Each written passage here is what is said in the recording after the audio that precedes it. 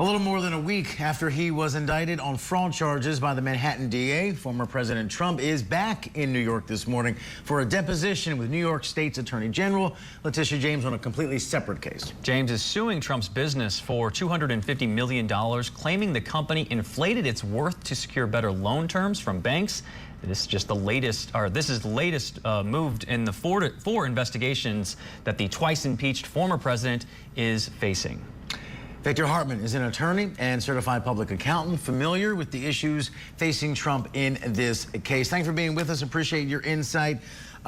In non-legalese, let's kind of break down what the state of New York is accusing Trump and his family of and why there's a $250 million price tag on it. Sure. There's been a lawsuit filed in September by Letitia James. She's the Attorney General of New York, seeking $250 million for financial statement fraud, significant inflation of assets, bank fraud, insurance fraud, just a variety of frauds in a massive lawsuit, and seeking damages against Donald Trump personally, the Trump organization, his children, and other defendants. And just to underscore Rob's point earlier, this is separate from the hush money case that we've been reporting on so much. There's so many legal battles that Trump is facing right now. He filed a lawsuit against Letitia James claiming she was harassing him, but later dropped it after a judge fined him $1 million for, quote, in his view, filing frivolous lawsuits. How likely is another loophole to pop up to delay the trial that is right now set for October? It's possible. That's certainly the Trump strategies to try to delay. He's filed lots of lawsuits. He just filed one against Michael Cohen yesterday. So attempts, they're often frivolous lawsuits to delay. This is scheduled for October 2nd. The judge seems very determined. He's made that clear to the litigants, very determined for this to go on schedule. And so that's part of the reason why Trump's being asked to come back to New York and set for a deposition for the second time.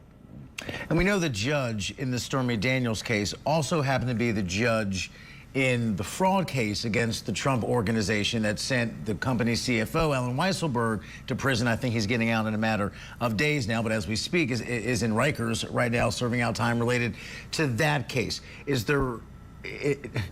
Can you separate the kinds of fraud we're talking about in that case months ago in which the Trump organization was found guilty on all counts and the fraud that the AG is looking into? Are these different baskets of fraud? And it's a little bit in the weeds, but are there differences in the crimes in these cases? It is very confusing because there's so much litigation against Trump. DA Alvin Briggs is just focused on the hush money against Stormy Daniels in a 34-count indictment. Then there was a prior tax case against the Trump organization and his CFO for committing tax fraud. On this case, they've kind of carved out the tax fraud from what I can tell, and they're focusing basically on financial statement fraud. This is greatly inflating your assets for certain purposes, and then for other purposes, you would deflate your assets. So that's what this case is about. 200-page complaint. Trump did testify in August prior to the complaint. And he was reported to take he invoked the Fifth Amendment right against self-incrimination 440 times. So he did that. He's testified once. Now he's scheduled to testify this week. And can I ask you this question too? Certainly he will, almost certainly he will. Sure. I'm sorry, I know there's a slight delay. Sorry about that. I just wanted to follow up. Because of the conviction in the tax case, the one that sent Weisselberg to jail, is that at all relevant in the AG's investigation? Meaning, can in this latest case they say, well, look, he was just convicted on the tax stuff, so it's not a tough line to draw to say if they're able to do that, maybe they lied on these business and financial statements as well. Does the other conviction hurt the current case? It may. So under the federal or the state rules of evidence, the judge has some discretion on whether all that evidence comes in. I suspect it will. In fact, Alan Weisselberg, the CFO that was convicted, may even testify in this case. His testimony would be critical. So we're going to see if he's now in the cooperation mode. In the past, he's not been. So we'll see. So the former president facing several legal challenges in multiple states, but just focusing on the New York cases, is there one that jumps out as being more serious to him than the other, whether it's this case that we're talking about with Letitia James or the hush money case?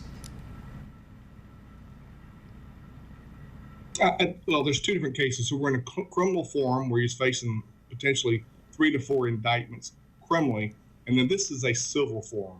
And it's very important because one goes after your livelihood, but incarcerates you. The other goes after the worth of your company and trying to take your assets. So this is a civil case. The proof that Attorney General James has is lowest preponderance of the evidence, and they're going after $250 million worth of his assets. So they're different forums, and it hurts the defendant in different ways. One is to take your assets. What's interesting in this case is Donald Trump has invoked the Fifth Amendment a lot. He's expected to do so today.